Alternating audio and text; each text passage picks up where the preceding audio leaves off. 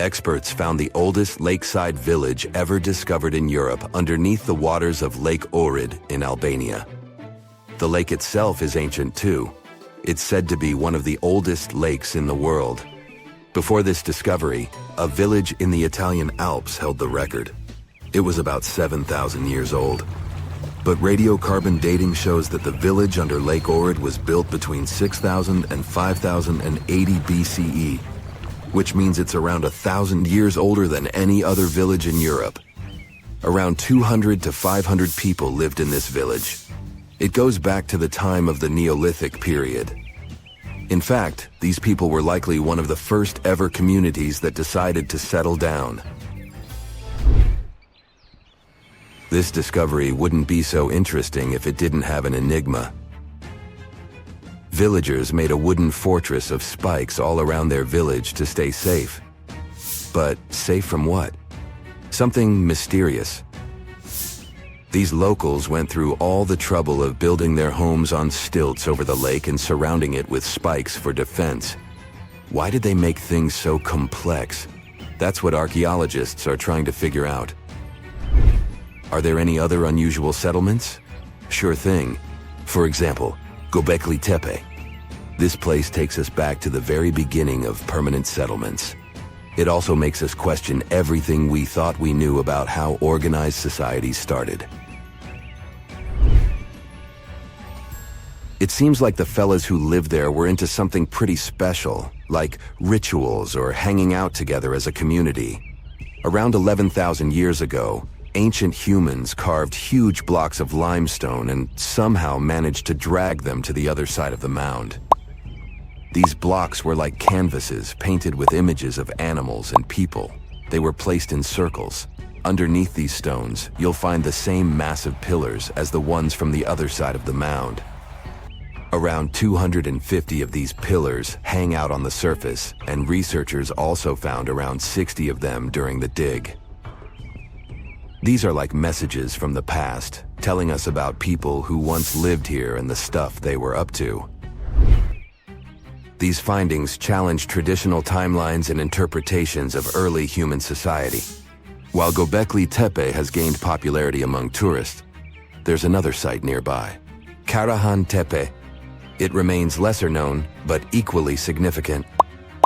Both sites challenge the belief that animal farming led to settled life. In fact, it appears people became sedentary first, and then they started animal domestication. They also question the traditional idea that organized societies followed the development of agriculture. These ancient sites suggest that organized communities existed before agriculture, possibly with cultic or communal rituals. These structures suggest complex, multi-purpose functions rather than just religious ones. People gathered in these places for discussion and storytelling, fostering a collective identity. These buildings might mark the beginnings of a cohesive community, showing the emergence of horizontal hierarchies and knowledge sharing. Let's move to the other side of the world. Mexico's 1,500-year-old unknown pyramids are worth talking about. These pyramids have stood strong for all these centuries, all thanks to a secret ingredient from the prickly pear cactus. With its help, indigenous builders crafted these ancient marvels. Gray volcanic rock pyramids rise like a mini mountain range. As we get closer, it becomes clear that skilled hands etched identical steps into the hard rock, forming a staircase of the largest pyramid. The two smaller pyramids, called the House of the Wind and the House of the Longest Night, share the same human touch. Legend has it that these structures hid treasures. But it wasn't until Mexican archaeologists started digging there in the early 2000s that the secrets began to unravel. The House of the 13 Heavens was built around 540 BCE to keep track of time. After all, it wasn't so easy for ancient people to keep track of dates in the days before clocks and calendars. Instead, they looked at the skies and celestial objects. Think of the pyramid as their own cosmic calendar. its corners matched up with solstices and important dates for planting and harvesting. When you stand on the steps these days, the sun lines up perfectly with the corresponding corner. But these pyramids aren't just about telling time. Quiroz and Zepeda, archaeologists on a mission, are trying to piece together the clues. They've recovered a few artifacts, and that's how they've learned that the ancient builders used the sticky substance from prickly pear cactus leaves to hold their creations together. This ancient technique is still used by some indigenous people today. One surprise after another. The House of the 13 Heavens reveals a skeleton older than the pyramid itself. Nearly a millennium older. This means that people carried this body with them for 950 years.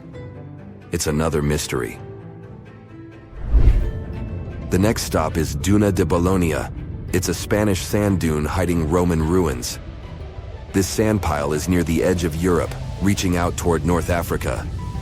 It's more than 98 feet tall and 656 feet wide. As the winds move and the dune shifts, it reveals pieces of history hidden deep within it. Climate change boosts those winds, moving the dune even more. As it migrates, it shows us traces of people who used to live here. Archaeologists have been busy digging around, and they've found ancient tombs. Imagine exploring a sandy maze and stumbling upon these tombs filled with history. The sand has acted as a protector, preserving bones, jewelry, and arrowheads. But that's not all.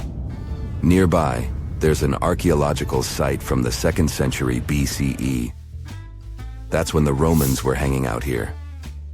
They had a whole city down there, complete with baths, a theater, and a temple. And it was built on top of an older Phoenician settlement. An earthquake shook things up a long time ago, and people left the city. For centuries, it lay hidden under the sand. Modern historians and archaeologists are excited about what else this shifting landscape will reveal. Fingers crossed that this sandy time capsule stays safe and keeps sharing its stories with generations to come.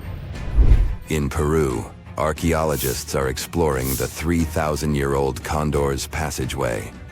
A what? Okay, so archaeologists were digging around a place called Chavan de Huantar, where the Chavan people lived. This place is around 190 miles away from Lima, Peru's capital. So, the Chavan people were advanced artists. They loved drawing birds and wild cats in their paintings, and they went way back, even before the Inca Empire became a big deal. They were some of the first societies that settled down and started farming in Peru's highlands of the Andes Mountains. That's more than 2,000 years before the Incas showed up. Archaeologists found a secret passage in one of the temple buildings. They called it the Condor's Passageway. It was a hidden hallway that had been locked away for ages. Lara Croft would love it there. This passage leads to other rooms inside the temple. It gives us a peek into what life was like then. Inside this hidden hallway, the researchers found some neat stuff. Like a big piece of pottery weighing as much as a big bag of potatoes and decorated with a drawing of a condor's head and wings. The condor, by the way, is a power symbol for the ancient Andeans. Archaeologists also found some pottery. All of this stuff was discovered in May 2022 when the entrance to the hidden passage was finally opened. Pretty new. The temple complex where they found these ancient items has other structures, like terraces. And there's still more to uncover. The tricky thing is going forward in these hidden passages. The archaeologists had to send in cameras mounted on robots to explore them first. They didn't want to risk messing up the ancient building or, getting stuck in there. Let's wait and see what else they'll uncover. Dinosaurs are some of the most fascinating creatures to have ever walked Earth. It's a shame that we won't be able to have Jurassic Park, where we can see some of the coolest creatures come to life. But we are actually living with some creatures that are just as old as dinosaurs, such as crocodiles and sharks. They haven't changed much since they appeared millions of years ago. But most dinos didn't make it when the asteroid struck Earth. In a way, the asteroid was a giant reset button for the planet. After hitting Earth, this space traveler wiped out almost every living thing. The sky was covered with ash, which blocked out sun rays. That meant that plants couldn't grow, and this made a lot of herbivores, really hungry. As a result, they had to change their diet and adapt to the new changes. This forced some of those dinosaurs to take on a new path in life, turning into some modern animals we know today. If the asteroid had changed its course just a bit, then dinosaurs would have remained the dominant species. So, what would have happened if dinosaurs had stuck around? Well, first of all, evolution would have played out differently for them. Maybe during those millions of years, humans would not have evolved to be on top of the food chain. Imagine a world where dinosaurs still existed today. If dinosaurs had evolved as humans did, then we'd have to compete with them. There were multiple species of humans, but Homo sapiens, also known as us, prevailed. A humanoid dino, or dinoid, would be something strange. First of all, they would look different, more reptilian than us. Our brain sizes would differ, and they would be physically bigger and stronger. Putting a human and a dinoid side by side would be interesting. First of all, dinoids would have scales as opposed to human skin, and their teeth would be sharper. They would probably not have 5 fingers on each hand, and their nails would be sharp claws. Also, we don't know what they would sound like, but they'd possibly be guttural like crocodiles. Dinosaurs had very good vision compared to mammals, so it's possible we'd see dinoids with large eyes. The population of Earth has reached a staggering 8 billion people, and we've changed our environment to suit our needs. With that said, if dinoids were the dominant creatures, then the environment would be suited for them. Speaking of physical features, scientists predicted what dinoids would look like if they had evolved into intelligent creatures that walked upright and had opposable thumbs. These wiggly thumbs are important for evolution, since they helped humans start using tools for defending themselves and hunting. The creature may not look like the ideal reptile, and its appearance might not be flattering. But if dinosaurs had evolved, then these creatures could be your classmate or colleague at work. Not all dinosaurs were alike, as their fossils have shown. Some were gigantic, while others resembled any modern-day animal. The biggest land-walking dinosaur was the titanosaur, although the measurements are only rough estimates based on fossilized bones.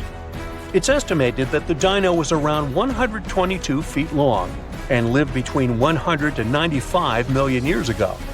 It was so massive that its weight was equivalent to 18 modern-day elephants. There were dinosaurs all over the world in different time eras, climates, and landscapes. However, only a handful were known as giants. But though they excelled in body size, they lacked in brain size. Some of the most well-known dinosaurs, like the Allosaurus and Stegosaurus, had very small brains, like me, which means it would have been nearly impossible for them to properly evolve into intelligent beings. Tell me about it. But in the late Cretaceous period, the T-Rex roamed the land. It had larger brains than its Allosaurus counterparts, which were millions of years behind. Even so, the T-Rex's brain only weighed just under a pound. A human brain is nearly 3 pounds. It might have been cool to see a T-Rex evolve into an intelligent being with opposable thumbs on its tiny stick hands. Contrary to popular belief, the T-Rex was actually quite slow, and a human could have easily outrun it. So, we know that these days, they wouldn't belong in any competitive sports that involve running. We know that dinosaurs could be herbivores and carnivores. But throughout their evolution, one thing remained the same: they had small brains. Other forms of dinosaurs were around too, such as long-legged and horned dinosaurs. Either way, they were on top of the food chain even when little mammals had cameo appearances. We have to consider that when the asteroid struck and wiped out dinosaurs, mammals took over the scene. If dinosaurs and mammals had shared the dominant position in the food chain and had followed a similar path in their evolution, then today's reality would be completely different than what we have now. Dinosaurs would have bigger brains and would compete with humans for the title of the smartest creature. One of the reasons why humans and parrots can talk is because of the strength and shape of our tongues. The evolved dinosaurs would have a different skull, shaped to fit such a tongue if they wanted to talk like humans. One of the reasons why humans made it to where we are now is because we evolved to stand upright to detect predators. This was one challenge we had to overcome in order to survive. But what would dinosaurs need to challenge if they were already the most dominant creatures? Some of the big-brained dinosaurs had long legs, which means they could run fast, detect predators, and grab food that otherwise would be beyond their reach. Their evolutionary path would be very different from that of humans, and maybe even more advanced. Their brains could have evolved into something impressive. They could turn out smarter than us and possess quicker reflexes. Imagine dinosaurs discovering gravity instead of Isaac Newton, or a dinosaur writing plays and poems better than William Shakespeare. Imagine dinosaurs possessing the creative knowledge to produce some of the finest art in history. Music and cinema would revolve around dinosaur culture, and fashion would look otherworldly. We would live in peace with dinoids, but we would certainly compete with them. The World Cup would feature dinosaurs and humans playing for their national teams, but clubs would be exclusively human or dinosaur. Some professions would be dominated solely by one species, and more physically demanding jobs would be taken by dinosaurs, like laborers and security guards. Eventually, dinosaurs would take over the world since they would be physically stronger than humans and would have better advantages than us. Humans, on the other hand, would need to figure out a way to keep up with dinosaurs. Mammals had a different path of evolution, where they never became gigantic super beasts as dinosaurs did. Instead, their brains developed and grew big. But even though humans are the smartest creatures on the planet, we don't have the biggest brain. Animals like orcas, whales, elephants, and other apes have bigger brains here. So why are we smarter than them? The answer is we don't know. The brain is the most complex organ we have, and we know so little about it. We don't even know exactly why it's so complex or why it behaves like that. Today's dinosaur descendants, like crows and parrots, have complex brains, which allows them to communicate, use tools, and even count. Bigger doesn't always mean better in this case. A parrot's brain is smaller than a cat's, but it's far more complex and intelligent than that of any feline out there. Some scientists argue that dinosaurs from the movies aren't 100% accurate, and that they used to have feathers. In terms of evolution, some small feathered dinos might have followed the path of primates. They might have evolved into a tree-dwelling primate that may also have followed the path of becoming another species of human. These people can spend more than 5 hours a day underwater, and this must be the closest thing we have to actual mermaids. Meet the Bajau tribe from Indonesia, Malaysia, and the Philippines. This tribe developed an extraordinary mutation which helps them to almost live in the sea. Known as the nomads of the sea, they've been living near the waters of the Sulu Sea by the Philippines for nearly 1,000 years. Looks like Moana's got competition. Look at their houses. They're built on stilts, and there's a reason for it. These are the traditional lansa houseboats, which are great for getting to the water as often as possible. These little huts can fit a family of 5 and sometimes a community with up to 30 roommates. They're super easy to build. One hut can be completed in only 3 weeks. This also allows the Bajau to move freely across the seas. Since they lived in such a watery climate for generations, thriving on spearfishing and collecting shellfish, they started getting unusual mutations. You're probably thinking about superpowered lungs, but no. They actually developed bigger spleens than the rest of the world. It's 1.5 the size of a normal human. Why is it important? Because the spleen helps store oxygenated red blood cells, so having a bigger one is like having a natural scuba tank. This adaptation is similar to what happens in deep-diving seals, which also have large spleens. Scientists found that they have a special gene called PDE10A that's responsible for this. Bajau can hold their breath for about 10 minutes. For comparison, a regular human can do that for about 30 to 90 seconds. And the world record is 24 minutes and 37 seconds. They also spend up to 60% of their day underwater. And you'll never guess what diets they have. Of course, they eat a variety of sea creatures, especially lobsters, snails, and sea cucumbers, which are known for being very nutritional and even medicinal.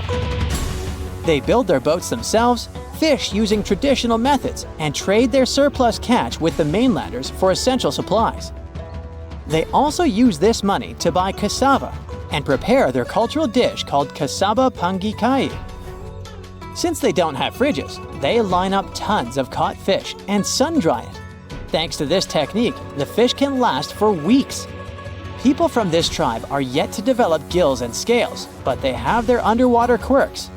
When they hold their breath and dive, their bodies go into a special mode where their heart rate slows down and their spleen squeezes out extra oxygen into their bloodstream.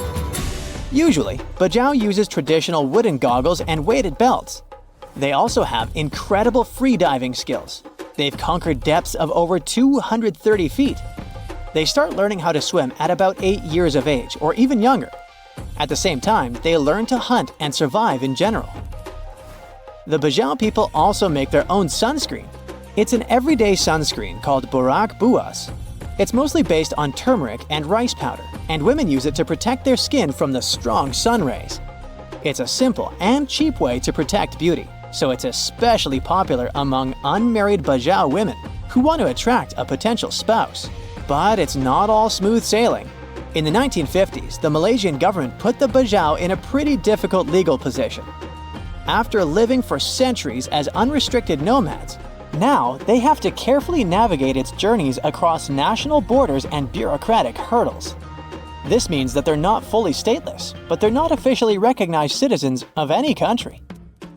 Today, only a few hundred Bajau families live near Semporna, Malaysia, but it's getting harder to live such a life. The resources are scarce, and recently, some new restrictions appeared on cutting trees for boat repairs. All these things are slowly pushing them towards a more settled yet uncertain life on land. They're forced to resettle in places like the Bangau settlement, but without citizenship, they essentially have no formal rights for things like getting jobs or education. Modern life poses tons of challenges for them. Imagine seeing millions more colors than everyone else. That's what tetrachromats can do. Tetrachromacy is a condition where someone has an extra type of cell in the back of their eye. This allows them to see a broader range of colors. If an average healthy person sees about 10 million, then tetrachromats might see 100 million. The extra cone enhances their ability to differentiate between subtle shades that others might not notice. This mutation requires 2 X chromosomes, so it actually happens to women. And it's not like this is a super rare thing either. The study says that about 12% of women possess this unique condition, and that's a huge number. Most tetrachromats don't even know they have this super vision. They might not realize they're seeing more colors than an average person. This makes spotting tetrachromats and studying them kinda tricky. And since scientists themselves usually can't see more than about 10 million colors, it's also pretty hard to test people for this condition. But they think that, like with X-Men, after some special training, tetrachromats might unlock the full potential of their ultra abilities. Marfan syndrome is a genetic condition that affects the body's connective tissues, making them more elastic. This can make you unusually tall, have elongated limbs, and often be extremely flexible.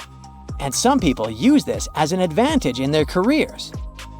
Javier Botet was diagnosed with Marfan syndrome at a young age, but he made a name for himself in the horror film industry. He can contort his body in such an eerie and unsettling way that this has landed him roles in numerous films such as Mama, The Conjuring 2, It, and Slender Man.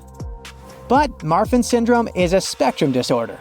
While some people with the condition can live relatively normal lives, others may face serious health issues. Do you sometimes wish that there was less sleep so you'd have more time? Well, some of us got that blessing. While most adults need 7 to 9 hours of sleep each night, some people can function well on only 4 or 6 hours. This genetic mutation, found in a gene called DEC2, actually influences many different species, not only humans.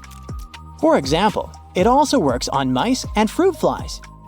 DEC2 helps regulate circadian rhythms, the natural biological clock. This mutation affects the production of orexin, which is a hormone involved in wakefulness and maintaining the sleep-wake cycle. Basically, it helps release morning hormones earlier than usual and fades away before dawn. They discovered this gene in a family of natural short sleepers. It was a bunch of people who go to bed at a normal time, 11 p.m. to midnight, but wake up at 5 in the morning without any issue. It's a super rare mutation. It might sound like something out of a comic book, but humans can actually have super strength. Turns out, some accidental mutations can unleash titanic strength without any crazy workout routines. There are two proteins in our body, myostatin and activin A, that usually are secreted by muscle cells to suppress excessive growth. In other words, these two help regulate the size and number of your muscle cells, so you don't end up accidentally looking like Schwarzenegger. But as you can guess, some do end up like that. People with this genetic condition don't produce these proteins. Without hitting the gym, they can naturally grow their muscles extraordinarily large, resulting in super strength. It's called myostatin-related muscle hypertrophy. Sounds kinda dangerous, right? And it is. When you become a Superman, there's also the risk of muscle imbalance, heart and joint issues, and other problems. Fraser Island sits off the coast of sunny Queensland, Australia. But don't fall for its beauty. It's home to the most dangerous beach in the world. There's nowhere on the island to seek medical attention. If you do run into danger, you're on your own. Dingo attacks are super common here. If you don't know what a dingo is, it looks like an adorable dog. But beware, this wild breed is extremely dangerous. And the dingo's gnashing teeth aren't the only thing to be scared of. The seas around the island are swimming with great white sharks. There's jellyfish in the water too. Fraser Island is home to some of the world's most dangerous kinds, including the Portuguese bluebottle. One sting from its venomous tentacle is enough to take down an adult human. Even if you manage to avoid the creatures on the island, the sea itself is perilous. The waters are incredibly rough and have powerful riptides. These are strong currents that will pull you away from the shore. And remember, there are no lifeguards to come to your rescue if you get in trouble. Even the sand is dangerous. Car rollovers in the thick dunes happen all the time. It's definitely best to swap your car for a dune buggy. Travelers also often drive down the dunes straight into the lakes below. But the lakes are incredibly shallow, which is not very safe. Fraser Island is also known for its beautiful lookout points, but you'll need to watch your step. You might feel on top of the world, but stay well away from the edges as jagged rocks and crashing waves line the shore below. There's an island in Brazil known as Snake Island, which is equally dangerous. I wonder what the hazard could be here. It's home to thousands of golden lancehead vipers, which are one of the most venomous snakes on the planet. They grow to over 20 inches long, and their fast-acting venom melts the flesh from around their bites.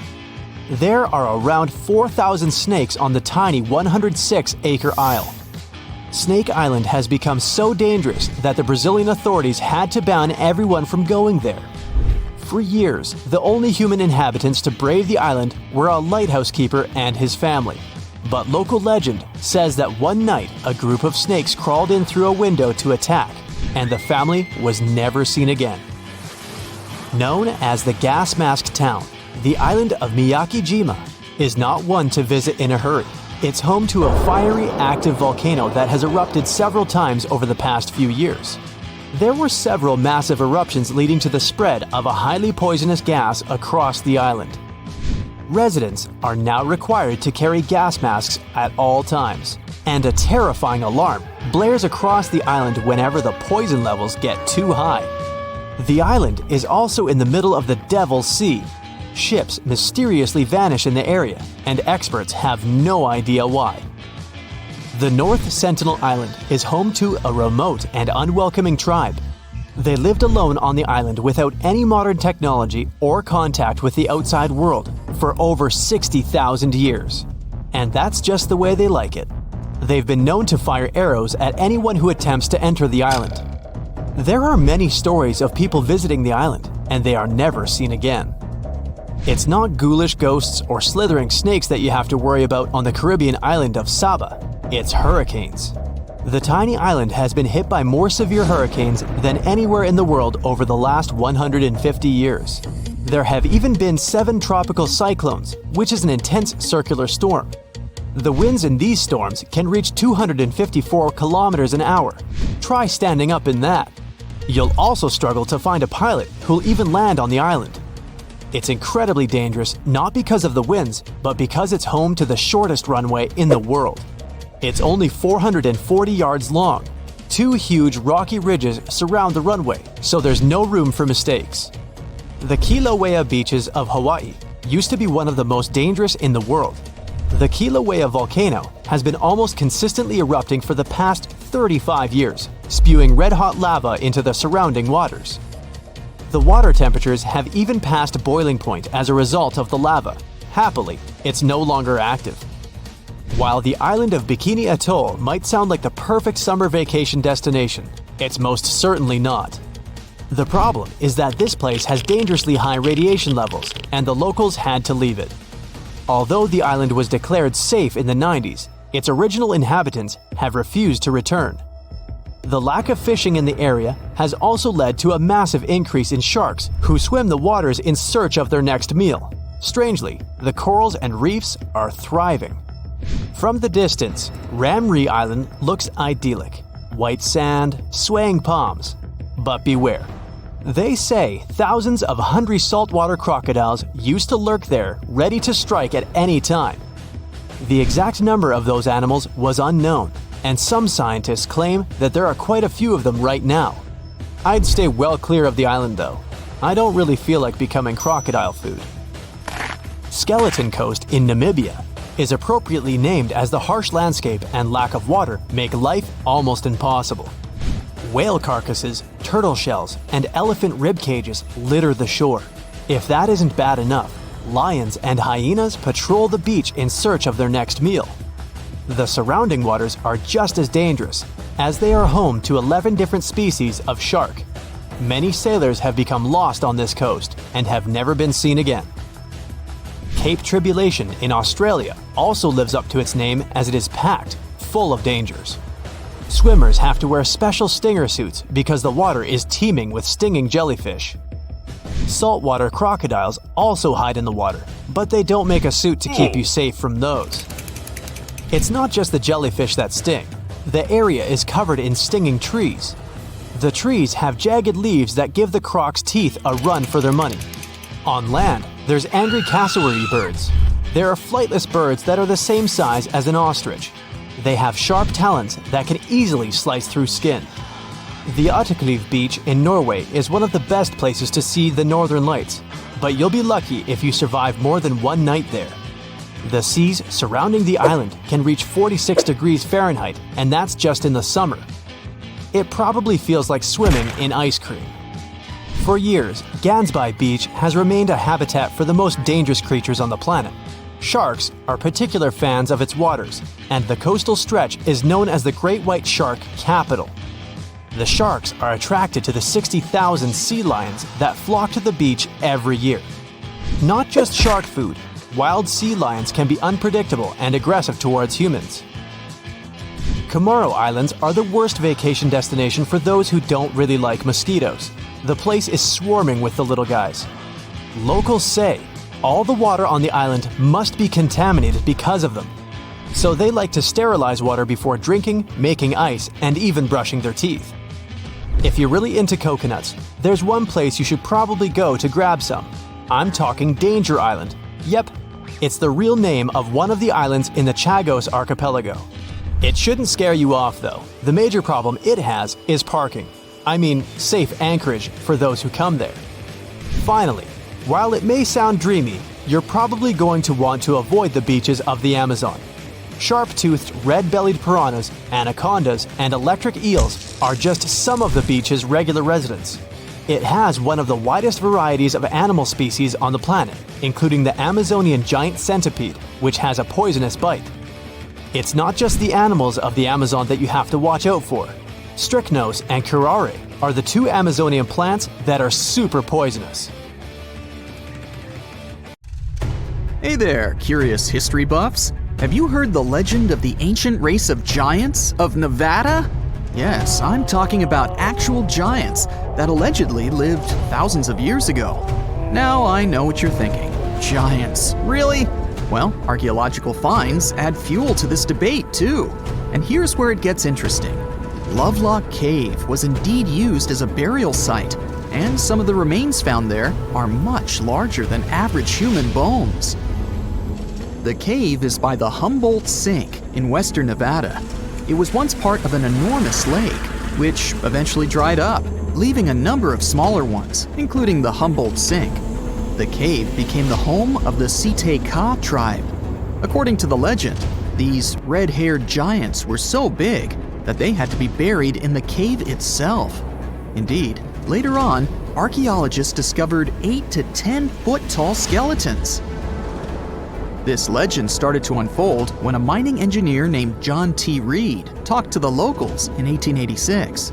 Once Reed saw the cave, he knew he was onto something. The news spread soon, but the cave was attracting another type of attention too. The deposits of a fertilizer known as guano were discovered inside the cave. So a mining company began excavating the precious resource in 1911. And soon shipped more than 250 tons of the fertilizer to San Francisco. Unfortunately, some of the human remains and artifacts were neglected and lost in the mining process. This led to an official excavation in 1912 and 1924. After the top layer of guano had been mined, strange objects started to surface. Around the area, the earliest evidence of human habitation dates back about 4,000 years.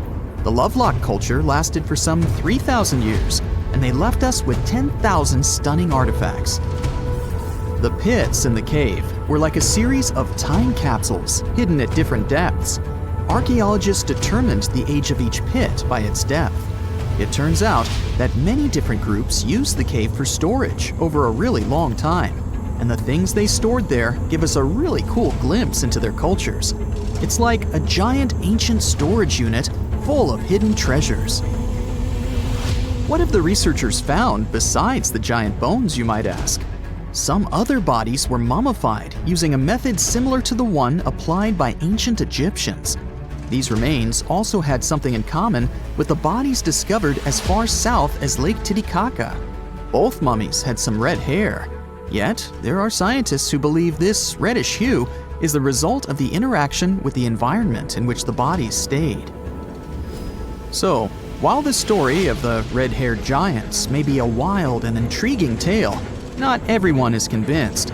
Some experts believe that the bones found in Lovelock Cave are simply the remains of prehistoric animals, like mammoths or sloths. But others insist that there's something more to the story. Other relics, such as finely crafted baskets and exquisite duck decoys made from tule fibers, were also found there. In any case, this cave is worth the attention it gets. By the way, you can still visit this cave today and see the pits of different depths with your own eyes. But let me tell you one thing, it's in a hot, dry, and isolated place. Archaeologists have made another discovery that seems to be straight out of a legend. They think they found the palace of the one and only Odysseus, who was the legendary Greek king of Ithaca and the hero of Homer's epic poem. Move over, Indiana Jones. We've got some real-life adventure happening here from around 1300 BCE. Apparently, this is the only palace mentioned in Homer's epic poems that hasn't been found. The excavations have been made on the Ionian Islands, and the view from the ruins found on the island of Ithaca are exactly as described in the Odyssey, says the professor who led the excavation team. Known to the ancient Romans as Ulysses, the Greek hero took 10 years to return home to Ithaca after the fall of Troy. For many years, Homer's other epic, called the Iliad, which tells the story of the protracted siege of Troy by the Greeks, was regarded as a myth too. But then, in the 1870s, Troy was rediscovered in modern-day Turkey's Çanakkale city. So, if they found Troy, who's to say they couldn't find Odysseus' home? The researchers were following Homer's words as a roadmap. The excavation site has a building complex with 2 levels. It has important finds, such as storerooms and workshops, a complicated drainage system, and fragments of pottery. It also has a well from the 8th century BCE, which is around the time when Odysseus is believed to have been the king. Yet, not everyone is convinced that the team has actually discovered the home of Odysseus. A British researcher named Robert Biddlestone insists that Homer's description of ancient Ithaca isn't very similar to the island that now has its name, and that Odysseus' kingdom was actually on the Isle of Cephalonia. However, Italian archaeologist Adriano La Regina might have a more realistic approach to this debate. He says that whether this find has a connection to Ulysses or not, what's more important is the discovery of this royal palace. Once upon a time, in a land far away, the Klamath Indians spread a legend about the creation of Crater Lake. Okay, maybe this land is not that far away, and it still exists. You can find it in south central Oregon, in the western United States. Anyway, the legend has it that this lake was formed in a vicious battle between 2 volcanoes, Mount Mazama and Mount Shasta. Then the spirits of Earth and the Sky, which are Lau, who ruled the below world, and Skell, the chief of the above world, joined the fight. It turned into a geological drama. During the battle, darkness veiled the land. The fight was over when Mount Mazama collapsed and sent Lau back into the underworld. Then the rain filled the pit and created a lake in the place where the mountain had once stood. Flash forward to our time. Scientists have discovered that Mount Mazama did erupt 7,700 years ago. Artifacts found in the area prove that the legend indeed contains some details about the explosion. The tale says that red-hot rocks were flying through the sky. This happened during the volcanic eruption that caused the mountain to collapse. This created the volcanic caldera, which later on got filled with water. What makes this legend came true story unusual is how long it has existed. According to researchers, these types of verbal stories lose their credibility within 600 to 700 years. That's why the legend about the creation of Crater Lake is so unique. So many generations, for hundreds of years, have been accurately passing down the information. This volcanic crater lake is now in a national park. It's famous for its deep blue color. The water in it is extremely clear.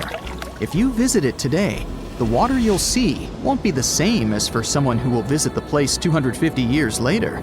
Because there are no rivers flowing into or out of the lake, the existing water evaporates and the lake gets filled again by rain and snowfall. Basically, every 250 years, the water is replaced. Plus, this lake is almost 2,000 feet deep, which makes it the deepest lake in the United States. Swimming is okay in the lake, but there's only one legal and safe trail to get to the shore. There are other activities, such as fishing and boat tours. Shared human experiences, such as birth, marriage, and aging, may explain why certain tales are shared globally. Similar struggles and obstacles faced by humans around the world generate similar themes in traditional stories about love, parenting, and mortality. So, do you have legends or tales you've heard of from your grandparents? Who knows? Maybe your ancestors too witnessed a cool historical event. In 1961, when he was just 23 years old, Michael Rockefeller embarked on an expedition to the Asmat region of Dutch New Guinea, now Papua in Indonesia. The end of the story would have most likely remained unknown. But Rockefeller was the youngest son of a wealthy and famous New York official, so his mysterious disappearance created quite the buzz back in the day. His mission was to collect artifacts for the Museum of Primitive Art in New York City. On November 19th, Rockefeller went on a collecting expedition up a local river with a group of Asmat tribesmen. He was also followed by his Dutch companion, René Wassing, as they both set out in a canoe to gather artifacts on a nearby shore. Sadly, the canoe overturned and the two men were separated. Wassing eventually made it back to the expedition's base camp, but Rockefeller was never to be seen again. An extensive search was launched for Rockefeller, but it seemed there was no trace of him. Initially, it was believed that he had been lost at sea, but rumors soon began to circulate, some scarier than others. One such rumor claimed that he had been taken hostage by the Asmat people and he eventually passed away. The Dutch government, which oversaw the colony at the time, investigated but found no evidence to support this. In the decades since his disappearance, various theories have been put forward to piece together his story. Some have suggested he was in fact able to make it to safety, but chose to stay with the Asmat people and live among them. Weird as it may sound, we can't rule out this theory, as this tribe was quite interesting. For starters, they have a rich cultural heritage that includes traditional rituals, music, and art. They also enjoy a simple life, most of them being farmers, and rely on the land and its resources for their lives. They also engage in hunting, fishing, and gathering. The Asmat people also have a deep spiritual connection to the natural world and believe that spirits reside in all living things. This special tribe also has a matrilineal system of inheritance where property and status are passed down through the mother's line. Others have claimed that he was captured and held by the Indonesian authorities, or that he was targeted by headhunters. To this day, the truth behind Michael Rockefeller's disappearance is not known.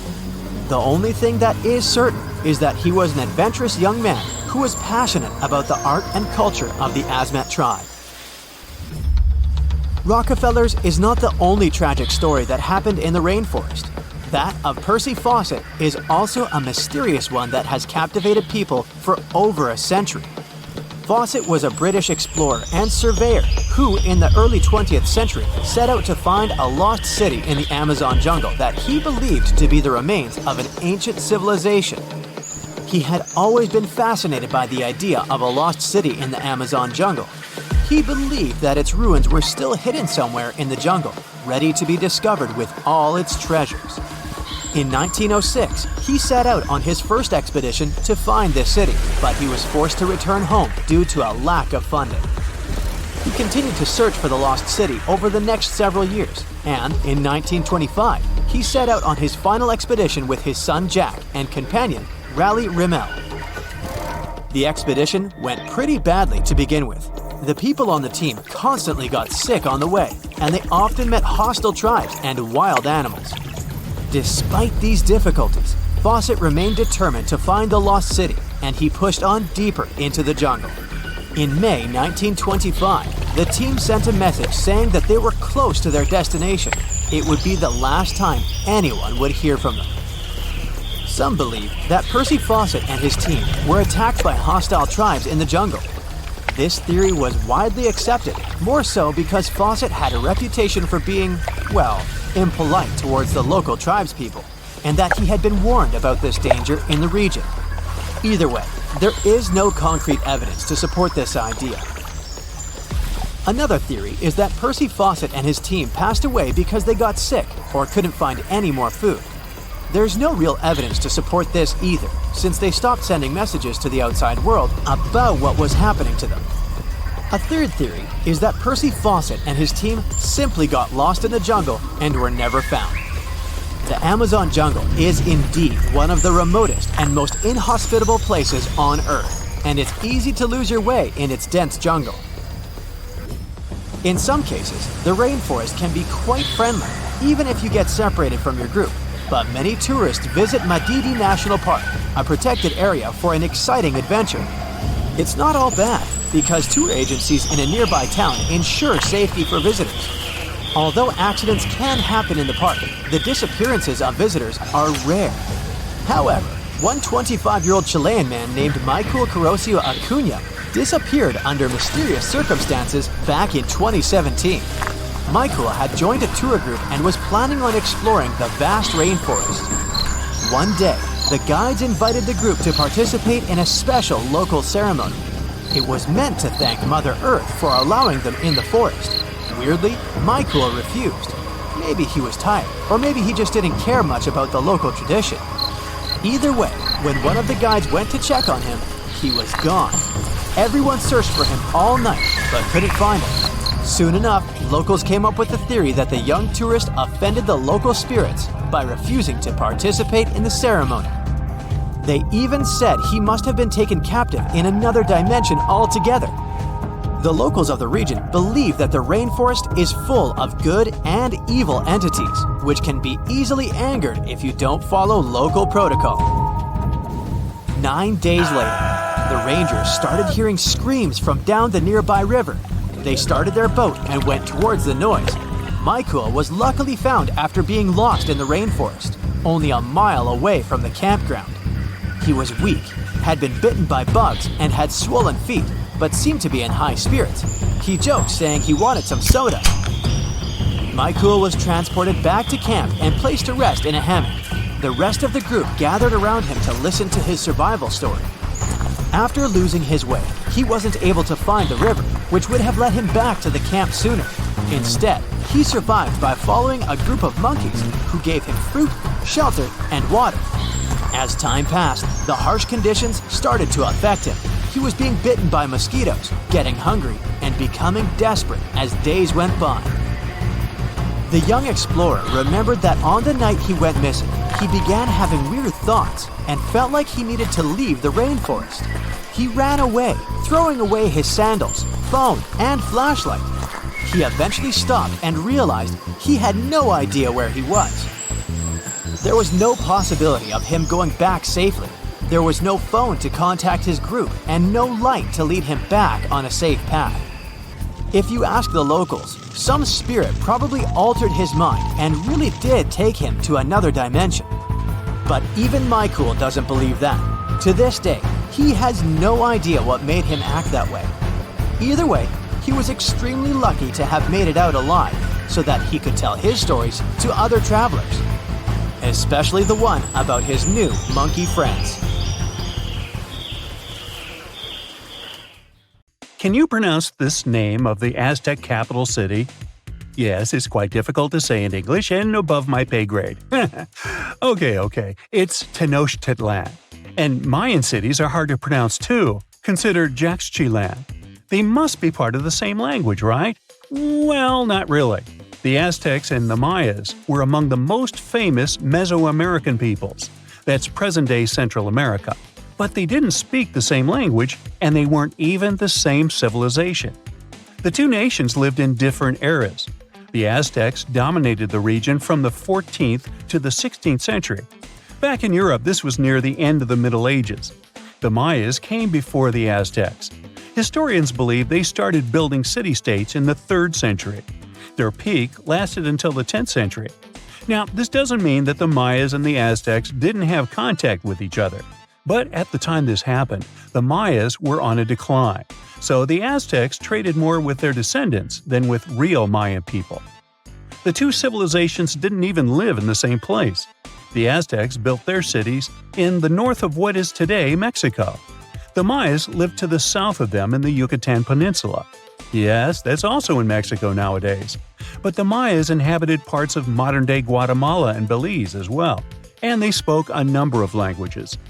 There's a whole Mayan language family they spoke, not just one language. Some of those languages have survived through today. Estimates show that there are 6 million indigenous Maya people groups spread across Central America. In Guatemala, there are 21 Maya languages recognized by the authorities. Further north, in Mexico, the number of official languages is 29. For the Aztecs, the situation is much simpler. They had a single language. It still has around 1.5 million native speakers, mostly in central Mexico. That's more than any other family of indigenous languages in the region. But is there a chance a speaker of Aztec languages can understand a speaker of the Maya language? Not by a long shot. The two languages are completely unrelated. In fact, they didn't even share the same writing systems. The Mayans were more advanced because they used hieroglyphs. Yep, like the ancient Egyptians. Instead of letters that make up words, ancient civilizations used tiny pictures to symbolize an object or a concept. When the Mayas wanted to write the word jaguar, for example, they would draw a small image of the animal. In total, their writing system had more than 800 characters like this one, way too complicated compared to the modern way we write down words. But the Aztecs were one step behind the Mayas. They used pictograms and ideograms. Simply put, these are elaborate drawings that mark an object, animal, or concept. Compared to Mayan hieroglyphs, they aren't simple symbols anyone can draw, but true masterpieces of visual art. Only highly skilled painters could draw them. I don't say write because, technically, the Aztecs didn't have a writing system. So you could say that the Mayas were more advanced when it came to language. After all, they had the only known fully developed language in the Americas before the arrival of Europeans. But in terms of culture and economy, the two societies weren't that much different. Neither of them used work animals for agriculture and transport. The main crop for both peoples? You guessed it, corn. What they called maize. Christopher Columbus was the first to transport corn back to the old continent in 1493. The Mayans also cultivated sunflower, vanilla, and cotton. The Aztecs produced chili, beans, and squashes. When it comes to meat, the Aztecs were happy to catch fish and shrimp. The Mayans penned turkey, just like we do with chicken today. The Aztec society consisted of nobles and commoners, all led by an emperor. The Mayas mostly lived in independent city kingdoms, ruled by a king and his royal household. There were no wheeled vehicles in these civilizations. Aztec merchants traveled across Mesoamerica carrying goods on their backs. Not the most comfortable mode of transportation, definitely. We shouldn't think of Aztec roads as the ones we have today. They were narrower because they saw only foot traffic. Mayas used a similar road system that also included canoes. They wouldn't travel far from the coast, though. They carved out these vessels from large tree trunks. An average Mayan canoe was 50 feet long. That's the length of a modern-day yacht. The goods these Mayas traded ranged from salt to pearls. They considered meat a luxury good, together with gold, copper, and turquoise. And can you guess the currency of Mayan merchants? Let me give you a hint. It wasn't metal and paper like it is today, but cocoa beans. They had a fixed market price, which made them the ideal payment option. The situation in modern societies is not much different. Around 2/3 of all countries have pegged their currency to the US dollar. For Mesoamericans, cocoa beans were their green banknotes. The Aztecs used the same exact currency, but with a twist. They had something called axe money. One axe was worth 8,000 cacao seeds. I bet their exchange offices were fun places to work. When it comes to minerals, jade was highly esteemed in both cultures. The Mayas and the Aztecs made tools and ornaments from it. These peoples believed jade brought beauty and long life to the person who wore it. Their jade mines were located in present-day Guatemala. And remember that city from the beginning that we could hardly pronounce? The founding of the Aztec capital gives an insight into the belief system of the whole nation. According to legend, the Aztec deity told them to build a city in the place where an eagle sits on a cactus with a snake in its talons. They saw this happen on an island in a lake. This is where they built the city. If you want to find it on the map of Central America today, look for Mexico City. That's the site of an ancient Aztec capital. It even got its name from the ancient nation, because Mexica was an alternate name for the Aztecs. They constructed the city on small artificial islands. It was slightly bigger than the surface area of London Heathrow Airport. The Mayas didn't have a capital city as we know it today. Their civilization spanned across 40 cities. These settlements had a population of 5 to 50,000 inhabitants. Today, these sites could be classified in terms of size as small American towns. But the total number of Mayan cities is not final. Archaeologists keep discovering new ones deep in the jungle of the Yucatan Peninsula. Quite recently, researchers unearthed a new site in the southeast of Mexico. They found a number of stone columns and named the city after the Mayan word for it. Back in the day, the city was part of the central Maya lowlands. Today, this region is covered with thick jungle. The Maya abandoned their settlements in this area around the 8th and the 9th century. Historians still cannot agree on why this happened. Some claim overpopulation was the main issue. Others argue the trade routes collapsed, so Mayan cities couldn't flourish anymore. Whatever the case, northern Mayan cities lived on. The descendants of these peoples were there when the Europeans stumbled upon them several centuries later. The Aztecs were also present in today's Mexico at this time, but contact with a foreign culture didn't bring them much good. There was an outbreak of smallpox that sealed the Aztecs' fate. This doesn't mean that this American nation left the world stage forever, though. Every time we say words like avocado, chili, guacamole, chocolate, and coyote, we are actually reviving the Aztec language. These words are present in pretty much every language on the planet. Mayan words also entered modern English. Linguists argue that the word shark actually comes from a Mayan language. This is the word these ancient Mesoamerican people used for fish. Both ancient civilizations left behind pyramids, and they look very similar in style.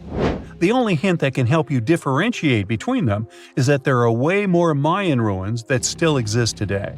Finally, regarding maize, or corn as we call it, there's a story among the Maya descendants that their process of harvesting corn back then was called amazing.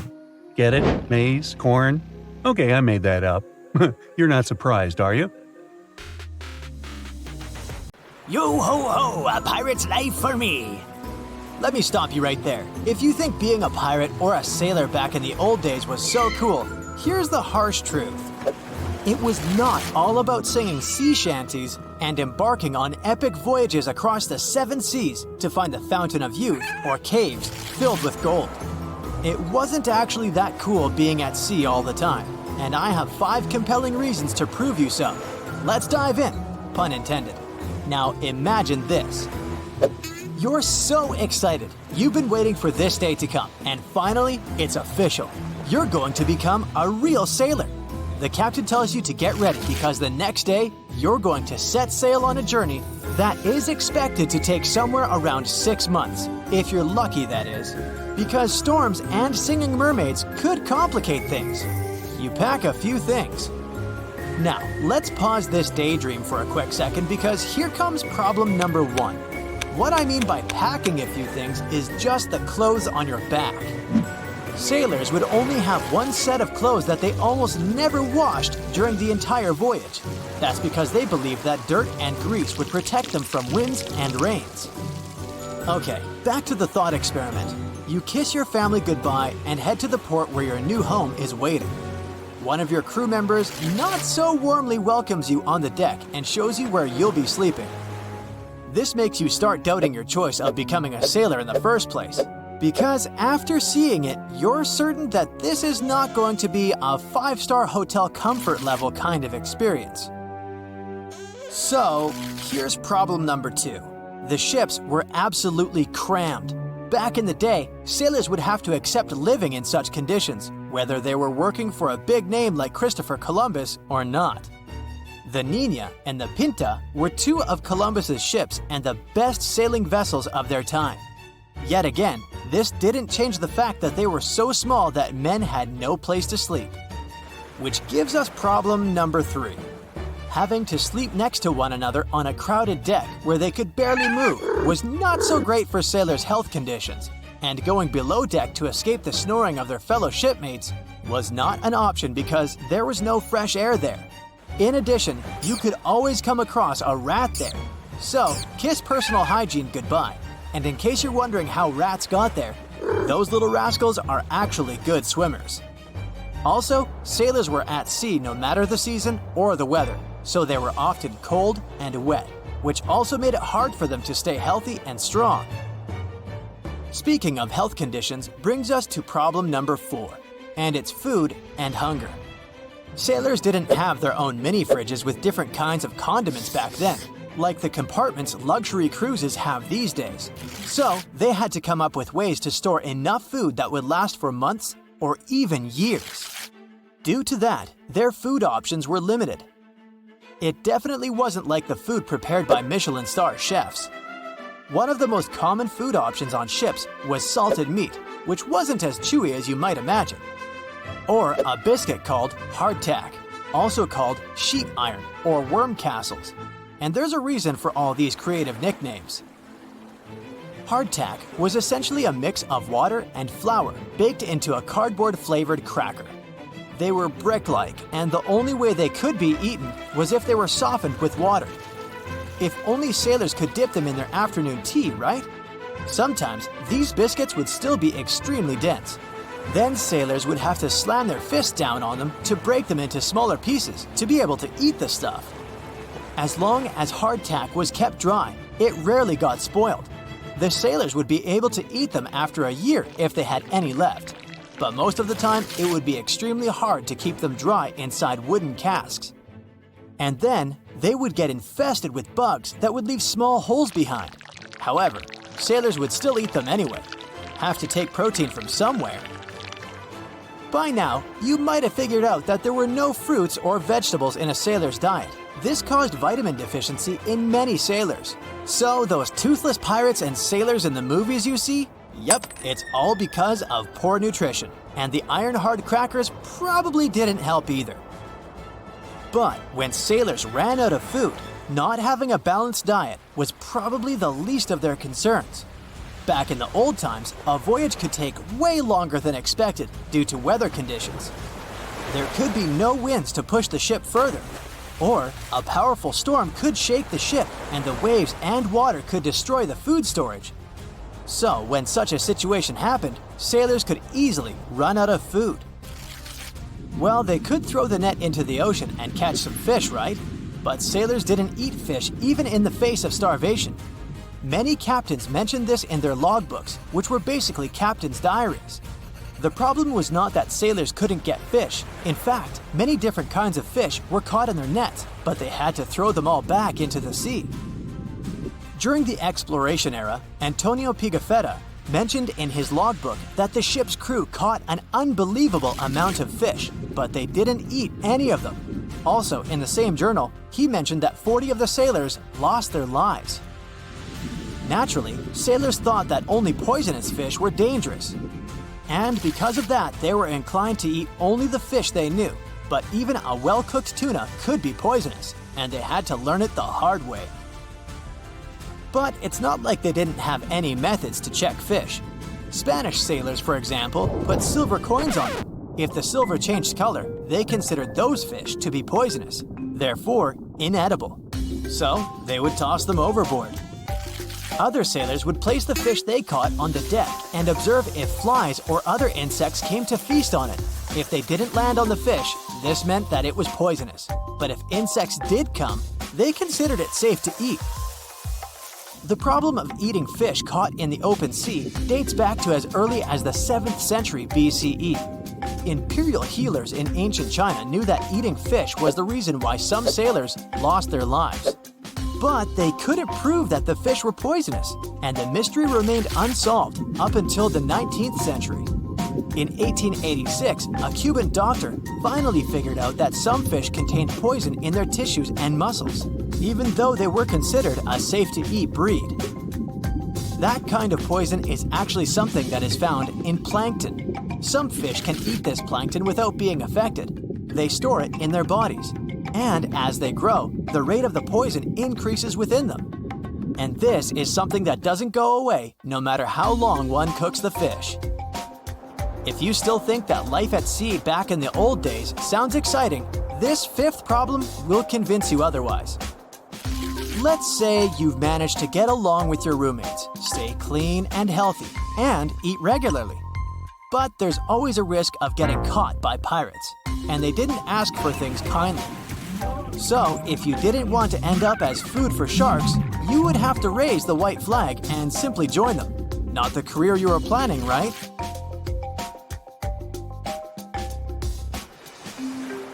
Good luck scrubbing the deck for the rest of your life.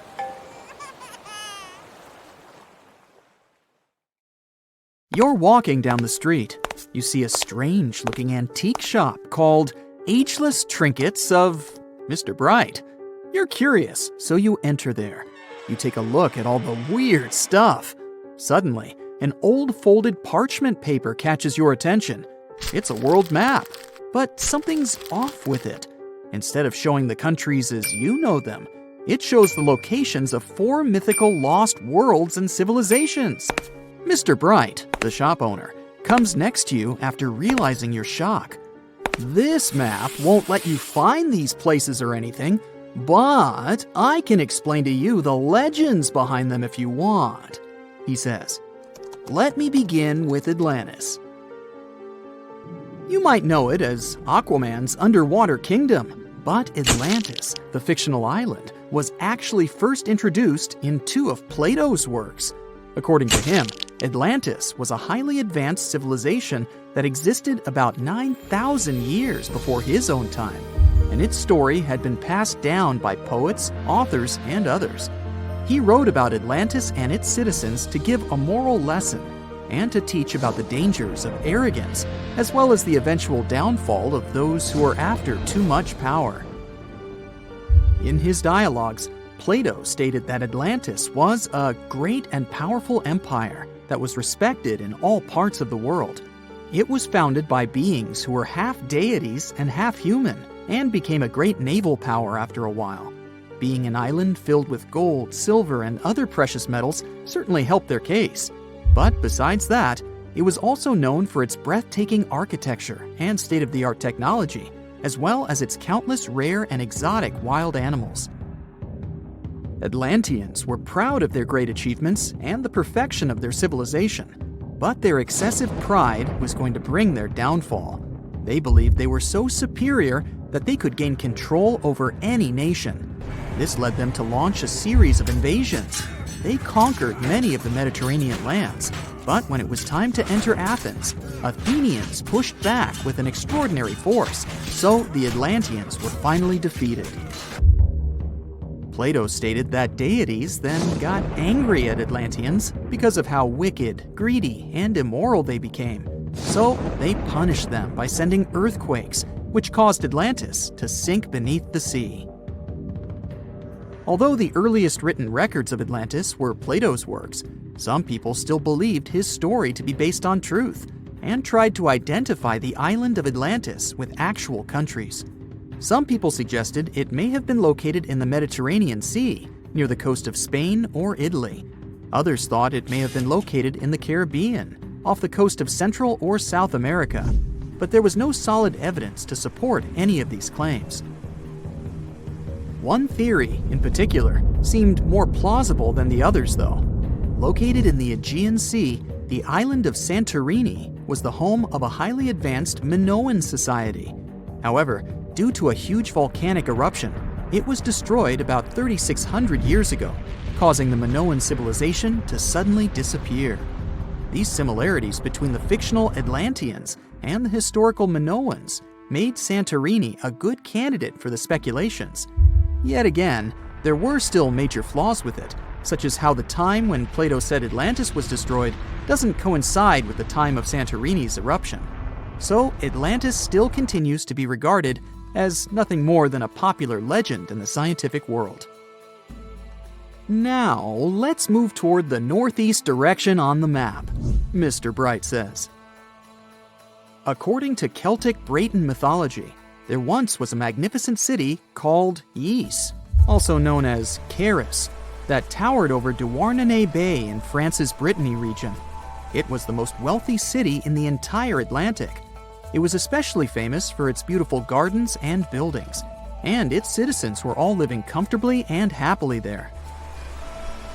Dahut, who was King Bradlon's daughter in Breton legends and literature, had a deep love for the sea.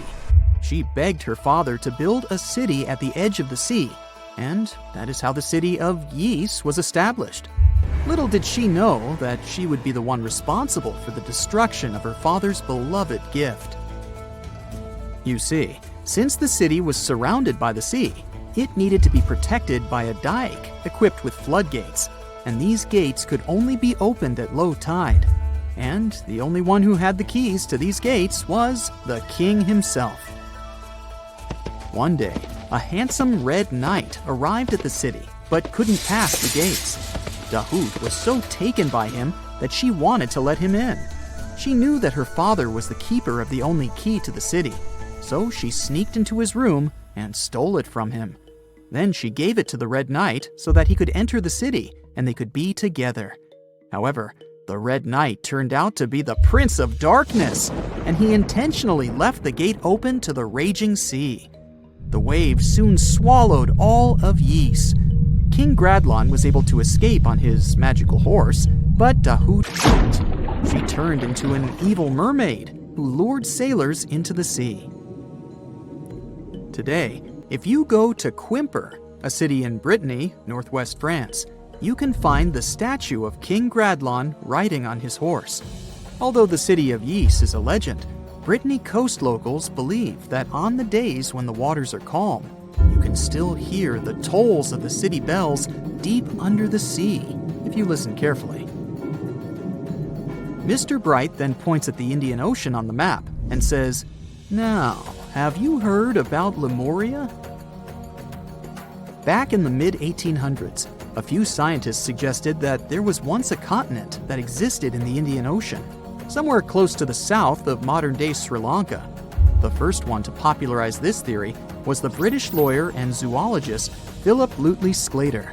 In his paper, The Mammals of Madagascar, he stated that he found lemur fossils in India, and not in Africa. However, this discovery was extremely shocking to him because of the fact that lemurs' original homeland, Madagascar, is much closer to Africa. He proposed that this was possible only if some larger continent connected the two once. He stated that this continent must have eventually sunk to the ocean floor. He then named it Lemuria, and hence the theory was born. People who came after Sclater took his theory a step further and thought that Lemuria was also the home of an extinct race of humans called Lemurians, who had 4 arms and enormous bodies, and were also the ancestors of modern-day humans, as well as lemurs. Of course, as new scientific discoveries were made on plate tectonics, evolution, and the study of DNA, the theories regarding the fictional continent called Lemuria were debunked. The last fictional land on the map is Agartha, Mr. Bright says. Taking its roots from Eastern mysticism, one legend says there's a kingdom called Agartha that is located deep beneath the surface of the earth. It's where all 4 corners of the world are connected by paths and tunnels. It is said that there's a secret entrance into Agartha hidden in the Gobi Desert, and it's built by Agarthans themselves using advanced technology that can't be detected by us, the surface folks. According to some beliefs, Agartha exists to counterbalance the energies of those who live above the surface. While we live in a state of rush and heightened emotions, this world beneath us is the total opposite. Some even say that those who escaped Atlantis fled here to continue their lives inside the Earth's core. And yet, others think it's actually a land that's crawling with all kinds of monsters. But there's no need to be scared, since modern science proved Earth's core is not actually hollow and is a solid hot iron ball. So you can cancel your journey plans to the center of the Earth if you've made any. Thanks, Mr. Bright. You've just reached your perfect spot on a deserted beach. It's so quiet here that you start to doze off. But as you open your eyes, you are shocked. Wait a minute, is that an actual house that's just been washed up on the shore?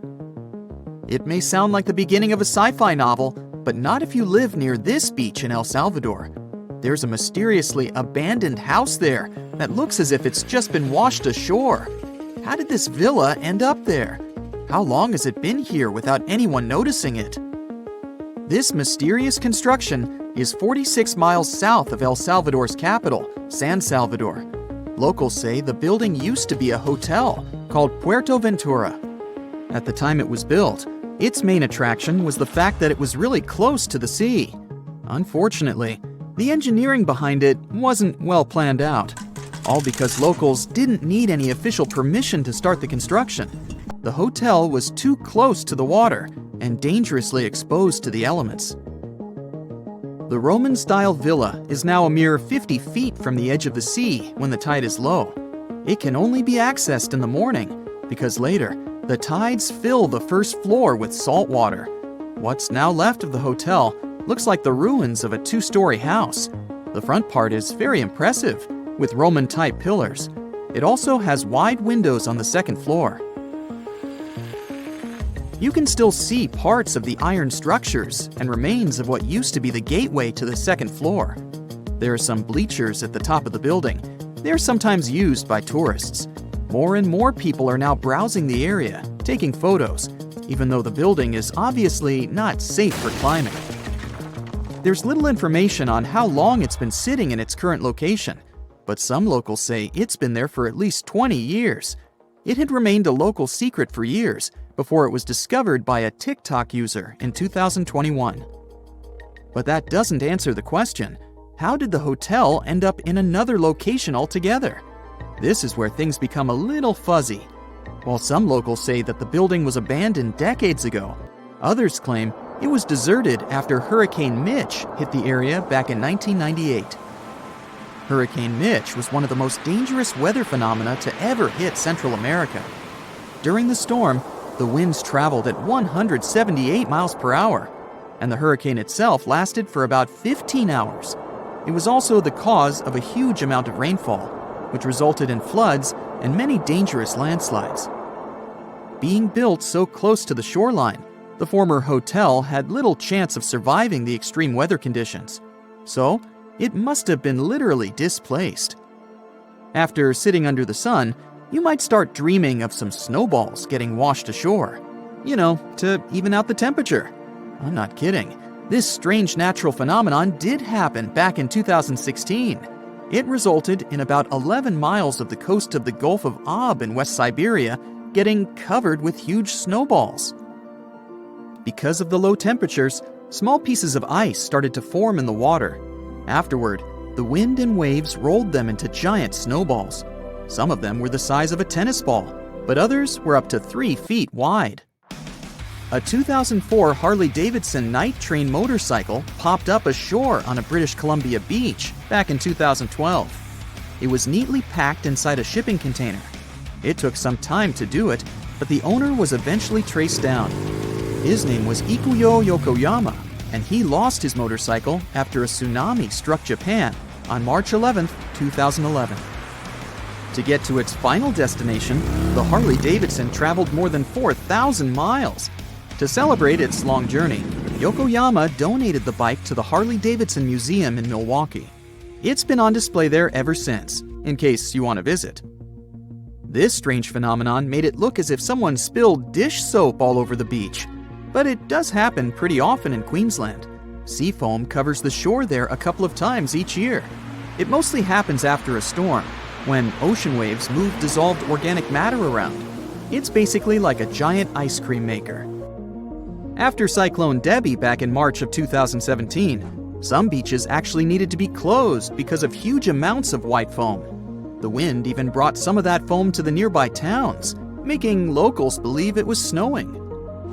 Would you be surprised to see a 6x6 foot rusty metal die washed ashore on your local beach?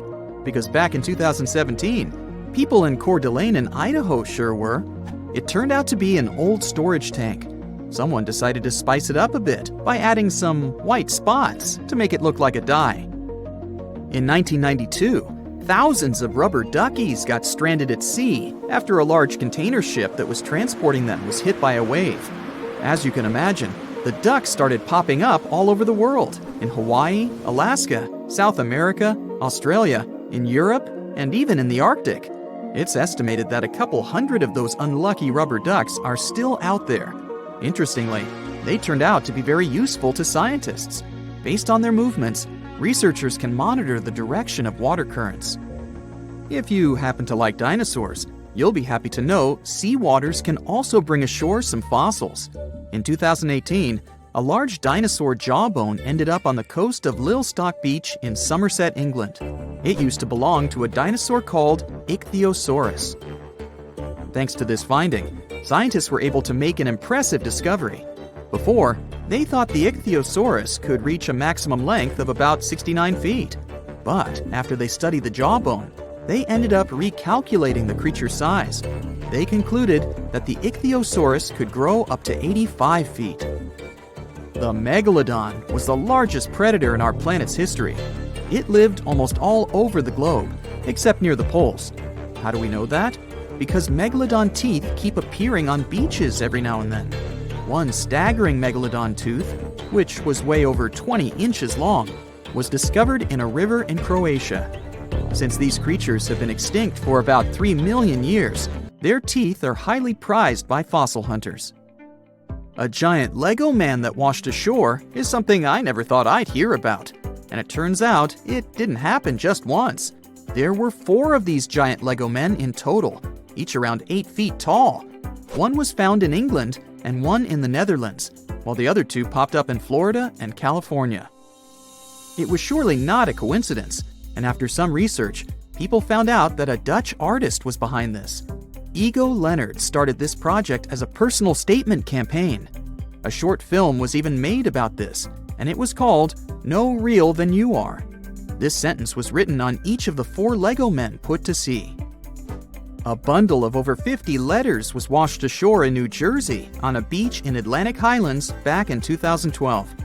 It happened shortly after Hurricane Sandy had struck the area. A 14-year-old boy found the letters and gave them to his mom. She was so touched by them that she decided to carefully dry and return them to their owner. The letters were the correspondence of 2 people named Dorothy and Lynn. They were dated between 1942 and 1948. The last was written a week before their wedding. With the help of an online genealogy site, the woman reached Dorothy and returned the letters to the 88-year-old woman who was living in a retirement home. In February 1961, 3 adventurous rock lovers were searching for geodes near Olancha, California. They took one of their findings home and studied it because it looked pretty unusual. They managed to cut through the matrix and discovered something unexpected inside. Instead of the usual mineral formations, it had a cylindrical object resembling porcelain inside. There was a metal shaft at its center, and around it, a hexagonal sheath made of copper and some unidentified substance. Its discoverers were hoping they had found an example of some unknown technology from 500,000 years ago. It could be proof that there was a hyper-advanced ancient civilization like Atlantis, or that time travel was real. Maybe someone came all the way from the future and accidentally dropped the item. Or maybe some intelligent extraterrestrial beings brought it when visiting Earth. If any of these theories were true, it would mean that scientists have to completely rewrite all human history as we know it. But not everyone shared the excitement, and truth seekers and alternative archaeology circles were trying to solve the mystery of the so-called Koso artifact until the late 90s with theories and debates.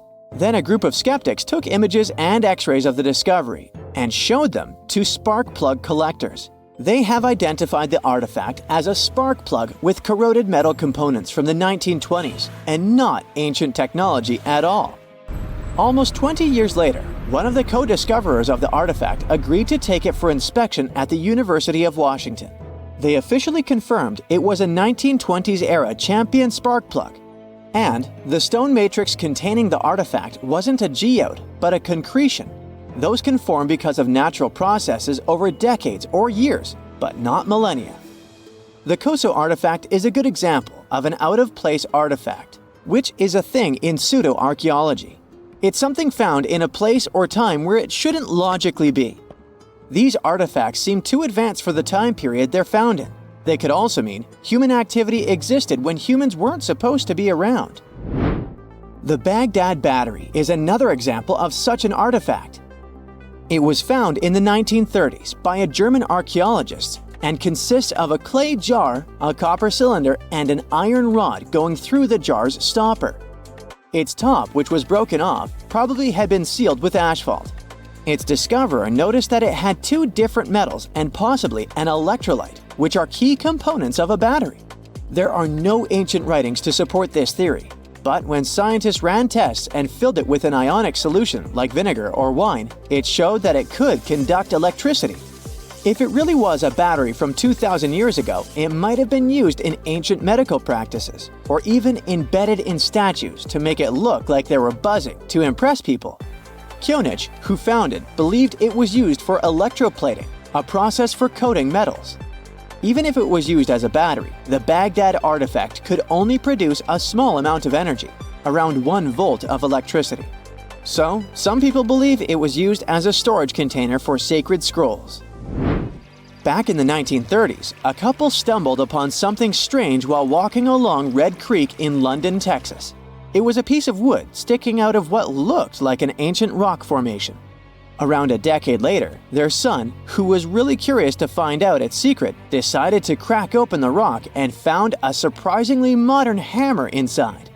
This discovery caught the attention of Carl Baugh, a young Earth creationist who claimed the rock surrounding the hammer dated back to the Cretaceous period. He saw it as evidence against evolutionary theory. After some investigation, scientists proved that the rock was not as ancient as it seemed. Geological processes have just encased the modern hammer over time, so it wasn't evidence of humans coexisting with dinosaurs like the Flintstones, as some hoped. It was just a case of a miner dropping his hammer centuries ago and nature doing its thing. A Chinese archaeologist supposedly stumbled upon some caves that seemed to serve as a burial ground for small beings with big, oval heads. Alongside these remains, there was rock art depicting figures with round helmets, the sun, the moon, the earth, and stars connected by groups of pea-sized dots. They also found over 700 mysterious stone discs etched with spiral grooves. Things got even weirder when these discs were sent to a Chinese professor who claimed the grooves were actually written characters. According to his translation, the discs told the tale of Dropa visitors from another planet who had crashed their spaceship on Earth about 12,000 years ago and had tried to live among us until they were hunted down by locals. But there's no concrete evidence that any of this actually happened. The story was first published back in the 1960s in a couple of articles, but it all seemed a bit fishy. None of the people involved, the archaeologist, the professor, or even the university they supposedly worked at, seemed to have left any trace in the records. And while there is a group in Tibet called the Dropka, they're fully human, not extraterrestrial visitors, and there's no solid proof that the Dropa stones exist at all. In a remote part of China, there are some bizarre pipe-like formations known as the Beigan pipes. A local explorer found them back in 1996, protruding from Mount Beigan and along the shores of Tosan Lake nearby. Some people thought they were the work of ancient guests from other planets. When samples of the pipe material were tested, they contained mostly common minerals, but there was a mysterious 8% of unknown stuff. Special testing revealed that these pipes had been there before humans. Chinese geologists later visited the site and suggested that these pipes were formed naturally over time. It could be sediment piling up in the fissures in the earth, or even fossilized tree roots from the area's lush past, but it's not certain. There's a mysterious terracotta head in Mexico with a hard-to-pronounce name, discovered back in the 1930s during a burial excavation. This head looked a lot like fancy Roman statues, so it wasn't clear what it was doing in Mexico. For some reason, the discoverer kept it secret for several decades. The head was found in a pyramid with 3 floors about 40 miles from Mexico City, alongside gold, copper, and pottery. Some argue that if this head really is many centuries old, it could mean the Romans or some other civilization had made it to Mesoamerica before Columbus did. There are also drift voyage theories mentioning a shipwreck after which some artifacts and survivors made it ashore. Some suggest that this figurine head was a little souvenir brought over by the Vikings. But there's no solid archaeological proof of the Vikings meeting the folks in Mesoamerica. There are some artifacts floating around, but none of them have been stamped as undeniable evidence of pre-Columbian contact. So the mystery of how this head ended up where it did remains unsolved. While digging a trench along a river in Romania, workers found a wedge, which is now famous as the aluminum wedge of Ajud, or the object of Ajud. Right next to it, there were some mastodon bones. Those distant relatives of elephants lived 11,000 years ago. so the wedge is probably of the same age. The cool part is that it's made of aluminum, a metal not even discovered until the 1800s. This material requires serious heat to produce. The wedge is also covered in a thick layer of oxide that's been sitting there for hundreds of years. Some folks believe this wedge must have crash-landed here on a spacecraft from some other planet. Some scientists think it's all a hoax, and others suppose it might be a human-made object with an unknown purpose. It was a fine summer day in July 1518 in the beautiful city of Strasbourg in Alsace, part of modern-day France. Our mysterious story began with a woman named Trophia. As the tale goes, at one point, out of the blue, she went out into the street and began to dance. The problem was, it didn't seem like she enjoyed dancing. She didn't even have any music playing in the background. It looked more like a series of uncontrolled twists and turns. So, what made this woman behave in such a strange way? More so, why did so many people follow in her footsteps in the following days and weeks? That small group of people that initially gathered around Trophia kept on dancing outdoors despite the scorching heat. They moved their arms wildly and swayed their bodies even as their clothes began to get drenched with sweat. They danced through the night and into the next day. Despite their exhaustion, hunger, thirst, and pain in their feet, they continued to dance for days without stopping. As time passed, more and more people joined in the dance. At one point, it was estimated that hundreds of people were participating, all moving in the same frenzied manner. Now, just so we're clear, this was not a typical club rave we're used to these days. People looked like they were moving without their consent.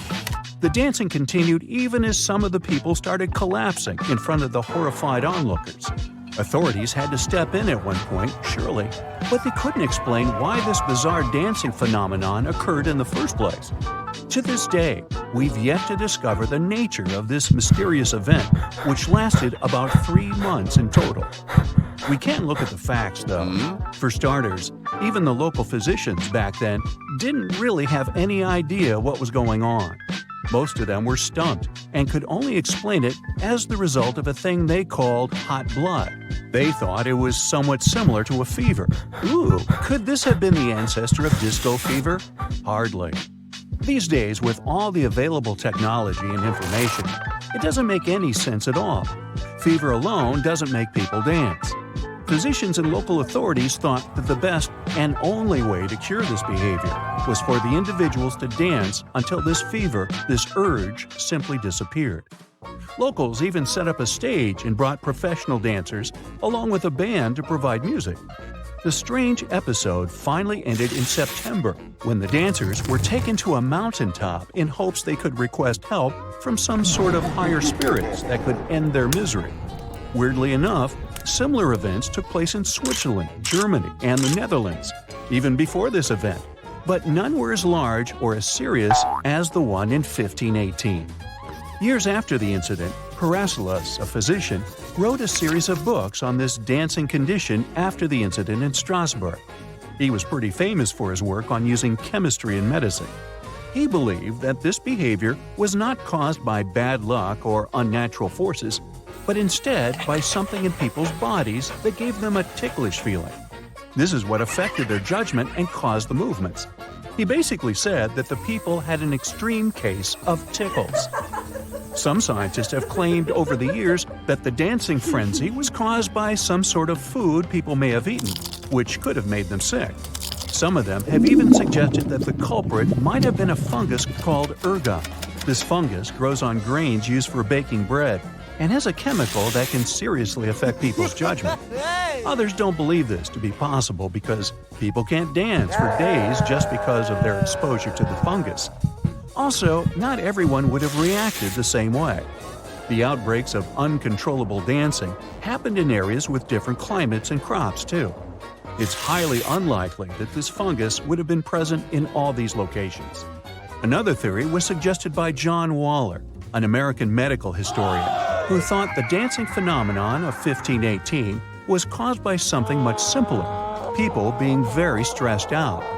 He pointed out that these types of behavior could happen when people were under a lot of pressure. As a result, they start to believe in scary things and behave in unusual ways. If we look at the information we have from back in the day, in all fairness, people in Strasbourg had a lot to worry about. If the weather was bad, their crops were affected, so food was often scarce. Waller also suggested that people were pretty superstitious too.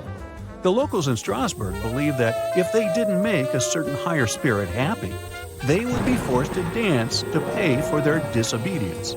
Perhaps we'll never know the true reason why people suddenly started dancing that day under the hot summer sun. It doesn't mean the story hasn't influenced literature. Uncontrollable dancing had a captivating effect on those who saw it. This idea is also shown in the famous fairy tale called The Red Shoes, written by Danish author Hans Christian Andersen. The story mentions a special pair of red shoes that forced the wearer to dance until they simply couldn't handle it anymore. Sure, this story had another meaning altogether, to warn against vanity. But it also suggests that dancing may become problematic if done excessively. Should you ever find yourself on a dance floor filled with energetic people, it might be hard to stand still. You'll feel inclined to at least bounce from one foot to another from peer pressure, if not because of the music. Now, let's not forget, though, dancing can mean so much more. Music and dances are important parts of everyday life in many cultures around the world. And there is no other place on earth where dancing is more valued than in Africa. In these cultures, dances tell stories and are not just for fun. They talk about history, show emotions, and help bring people together. A lot of African tribes are famous for their dances, like the Maasai tribe of Tanzania and Kenya and the Zulu tribe of South Africa. In most African villages, everyone dances to the beat of drums, and the whole community joins in by singing and playing along. What's special about African culture is its polycentric dance. That means that different parts of a dancer's body move to different beats in the music. This makes it unique but complicated to learn and can take a long time to master. Even though different groups of people in Africa do this type of dance, there are still many differences between them. Another special type of dance takes us to a different continent altogether. It's called the haka, and it is a traditional Maori dance from New Zealand. It's performed by men, women, and children as a form of expression, challenge, or celebration. It can be accompanied by chanting and shouting, and it can be performed standing still or moving forward. Locals often perform it at significant events, such as weddings. It's known as a way to show strength, bravery, and unity, and can be used to intimidate opponents. It's so important to locals that it's become a pre-game ritual for the New Zealand national rugby team, the All Blacks. Not to mention, it's even protected by law. Asian traditions have special types of movements too. Kabuki, for instance, is a type of Japanese theater that includes both dancing and acting. It started in Kyoto in the 1600s, and these days it features only male actors. They play various characters in funny shows with naughty jokes. Over time, Kabuki became a 5-part performance that could be about Japanese history, family drama, or dance. The actors use special movements and faces painted with white powder and bright colors to show their emotions. The theater also has special effects, like hidden doors and a spinning stage, to make the show more exciting and keep the audience entertained for a whole day. Strange and amazing items are discovered often, but figuring out what our ancestors were up to is pretty tough. Especially when all you have are just some rusty cups and cave drawings. It's no surprise that even the experts in lab coats sometimes make mistakes.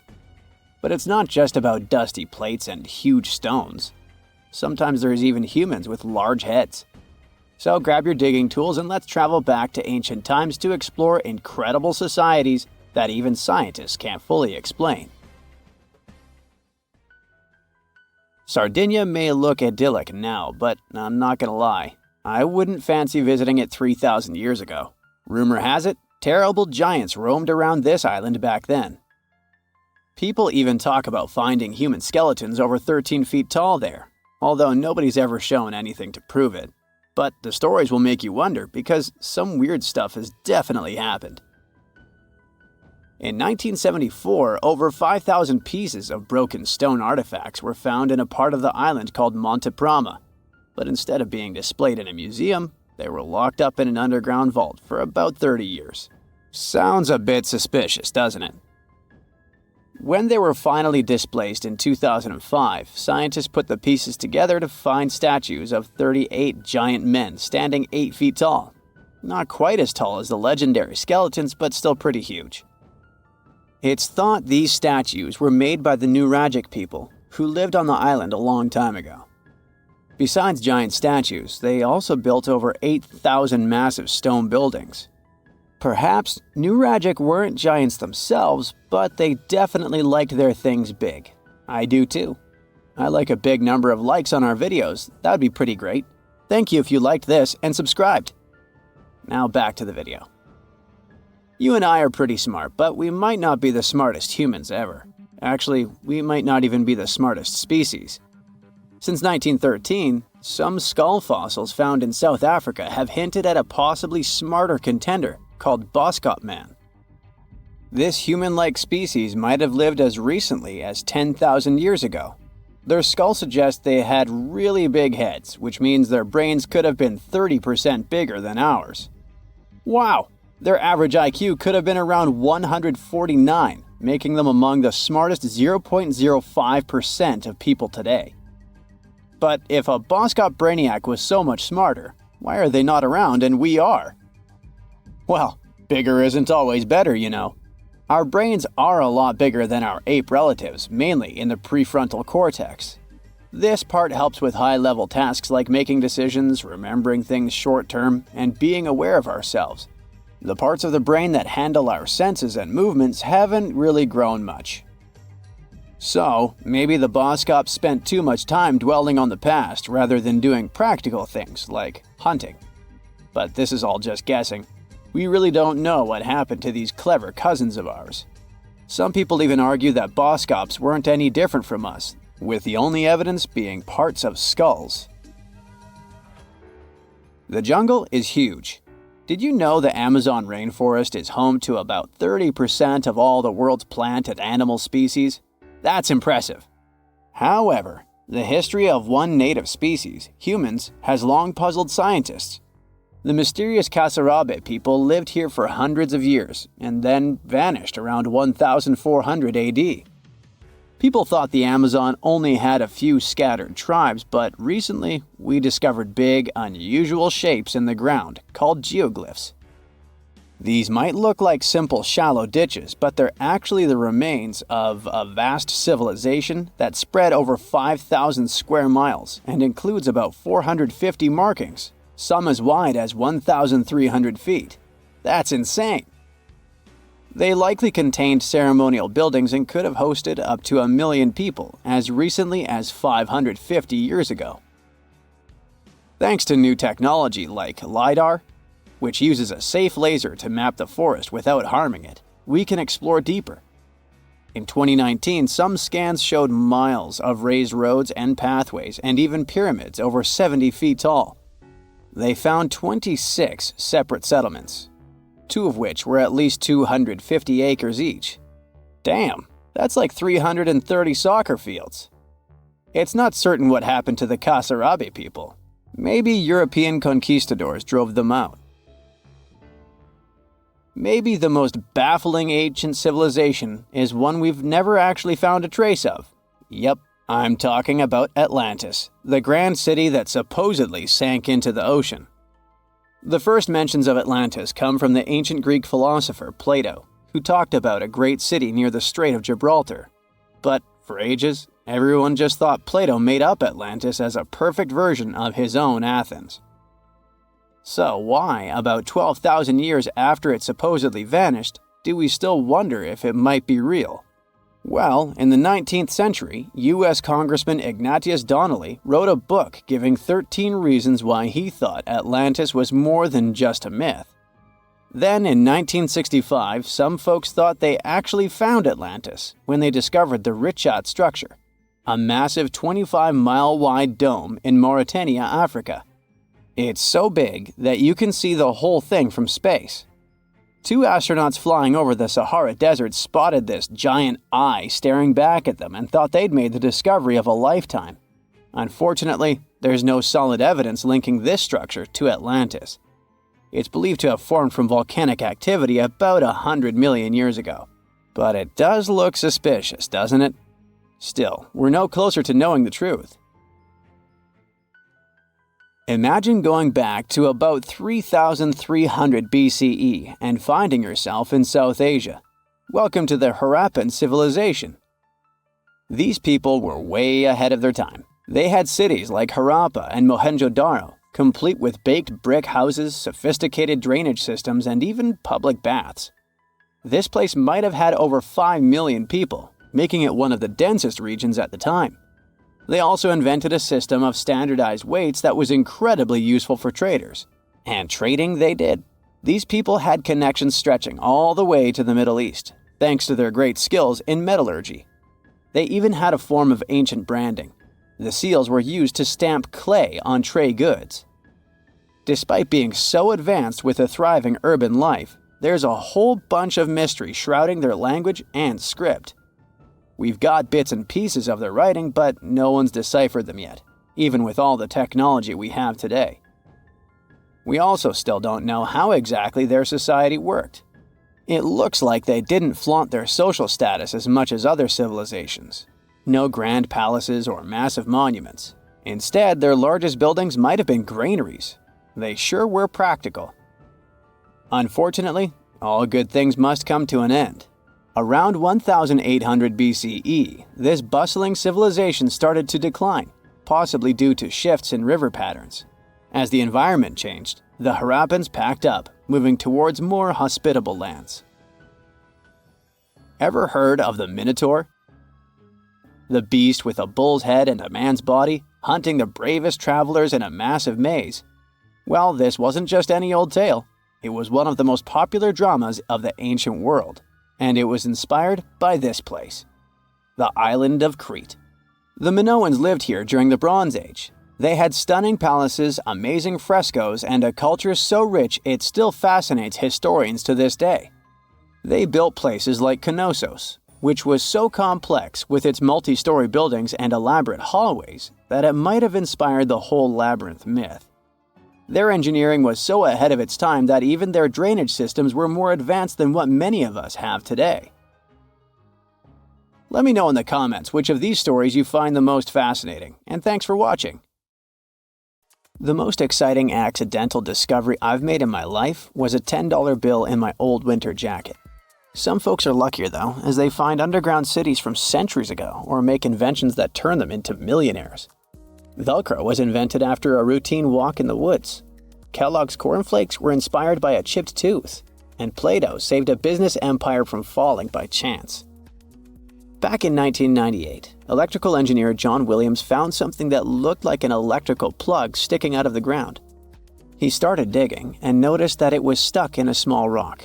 He found it in a rural location in North America, far from civilization, industrial complexes, airports, factories, and electronic plants. This piece of electronics embedded into a solid granite stone got the nickname Enigmalith and a price tag of $500,000.